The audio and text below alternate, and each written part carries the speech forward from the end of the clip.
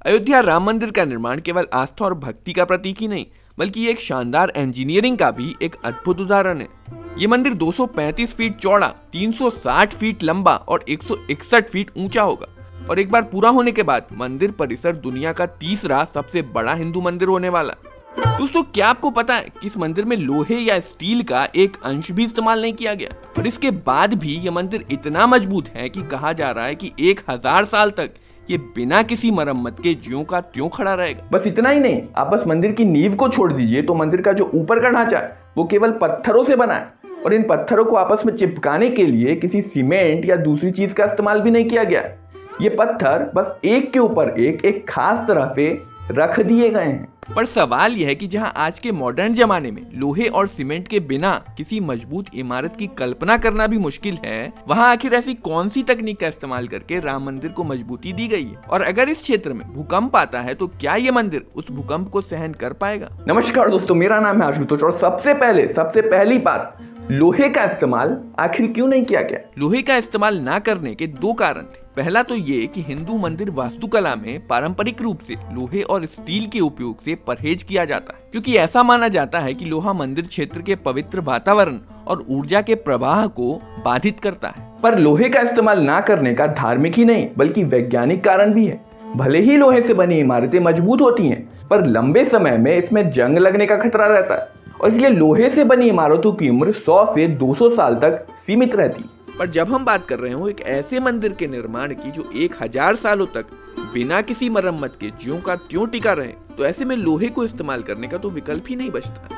अब अगर हम बात करें मंदिर के निर्माण की, तो इसके निर्माण में इंजीनियर्स को कम समस्याओं का सामना नहीं करना पड़ा है और सबसे बड़ी समस्या तो सबसे शुरुआत में ही आ गई, क्योंकि जब मंदिर के निर्माण वाली जगह के मिट्टी के सैंपल्स को टेस्ट किया गया तो जो नतीजे आए उसने इंजीनियर्स को चिंता में डाल दी। शायद कुछ 100 साल पहले सरयू नदी इस जगह से बहती रही होगी, जिसके कारण यहाँ की मिट्टी काफी लूज हो चुकी थी और इसलिए ये मंदिर के भारी ढांचे को सपोर्ट नहीं दे सकती थी। और अगर साधारण तरीके से नींव डालकर इस मिट्टी पर मंदिर को बना दिया जाता तो मंदिर जमीन के अंदर धंस सकता था और टेढ़ा हो सकता था और अगर भविष्य में कोई भूकंप आता तो पूरा ढांचा भी गिर सकता था। देखो, फाउंडेशन यानी कि नींव किसी भी इमारत के लिए एक मजबूत बेस प्रोवाइड करती है और उसके भार को सुरक्षित तरह से मिट्टी में ट्रांसफर कर देती है। पर जब वहां की मिट्टी में पकड़ ही नहीं है तो नींव आखिर कैसे बनाई जाए? इसको आप ऐसे सोच सकते हो कि जैसे आप किसी रेत के टीले पे कोई भारी पत्थर रखोगे तो अंदर धंस जाएगा। इसलिए जिस मिट्टी पर नींव बननी है वो मिट्टी सख्त होनी चाहिए।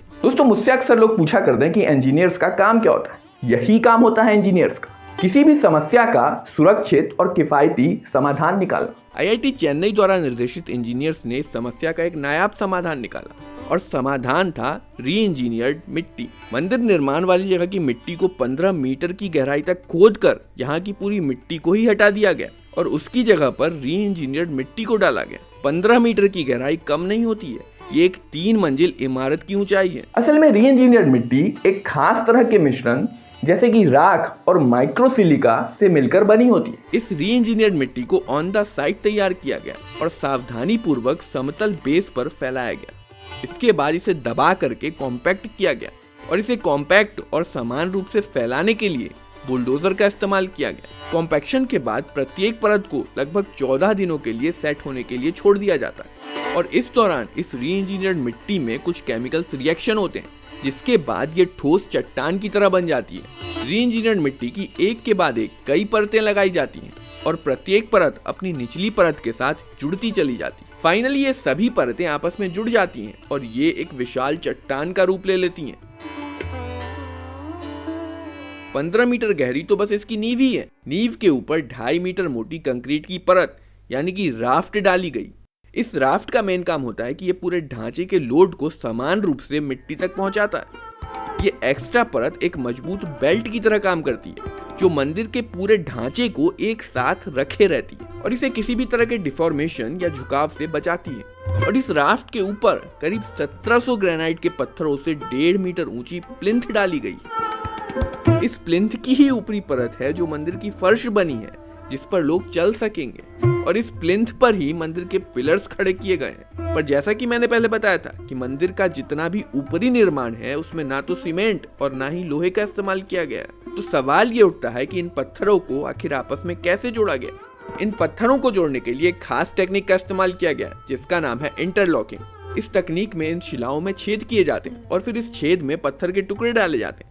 अब इस पत्थर का जो छेद से बाहर निकला हुआ हिस्सा है वो इसके ऊपर रखे जाने वाले पत्थर के छेद के अंदर चला जाता है और इस प्रकार से ये दोनों पत्थर आपस में लॉक हो जाते हैं। प्लिंथ में इस्तेमाल किए जाने वाले प्रत्येक पत्थर का वजन करीब 3 टन का है और इन पत्थरों का भारी वजन भी एक महत्वपूर्ण भूमिका निभाता है। ऊपर वाले पत्थर गुरुत्वाकर्षण के कारण नीचे वाले पत्थरों को दबाए रहते हैं जो मंदिर की स्थिरता सुनिश्चित करते हैं और जोर की हवा चलने पर या भूकंप आने पर भी ये पत्थर हिलते नहीं हैं।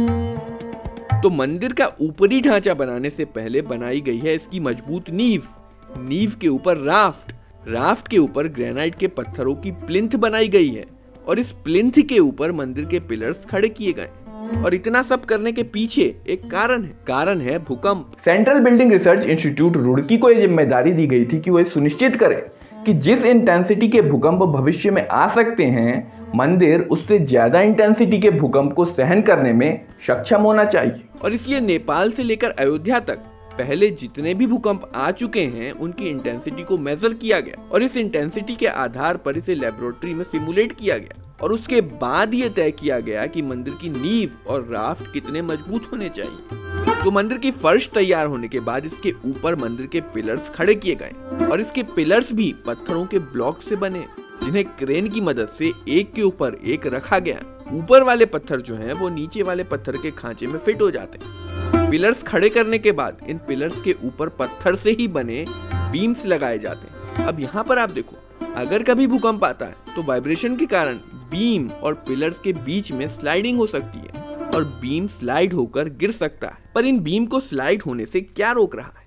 देखो, अगर आप किसी भी चीज को किसी दूसरी चीज के ऊपर घिसते हो तो उनके बीच घर्षण बल लगता है। उसी प्रकार बीम और पिलर के बीच भी घर्षण बल होता है जो बीम को स्लाइड होने से रोक के रखता है और ये पिलर के पत्थर और बीम के पत्थर के बीच घर्षण बल ही है जो इन दोनों को आपस में स्लाइड होने से रोके रहता है। बीम का लोड और बीम के ऊपर जितना भी भार है वो सब मिलकर बहुत ज्यादा घर्षण बल बनाते हैं और भूकंप के दौरान बीम को स्लाइड होने से रोके रहते हैं। इसके अलावा जहाँ कहीं भी जरूरत थी वहाँ पर कॉपर के हुक्स लगाए गए हैं जो मंदिर को अतिरिक्त मजबूती देते हैं। और इस प्रकार पत्थरों को एक के ऊपर एक रखकर बिना सीमेंट और लोहे का इस्तेमाल किए मंदिर का निर्माण किया जा रहा है। इस मंदिर को नागर शैली में डिजाइन किया गया। इस डिजाइन के मंदिर ज्यादातर नॉर्थ इंडिया में पाए जाते हैं। नागर शैली को इसके ऊंचे पहाड़ों जैसे दिखने वाले ढांचे जिन्हें शिखर कहा जाता है के लिए जाना जाता है। देखो, एक हिंदू मंदिर का सबसे महत्वपूर्ण पार्ट होता है इसका गर्भगृह।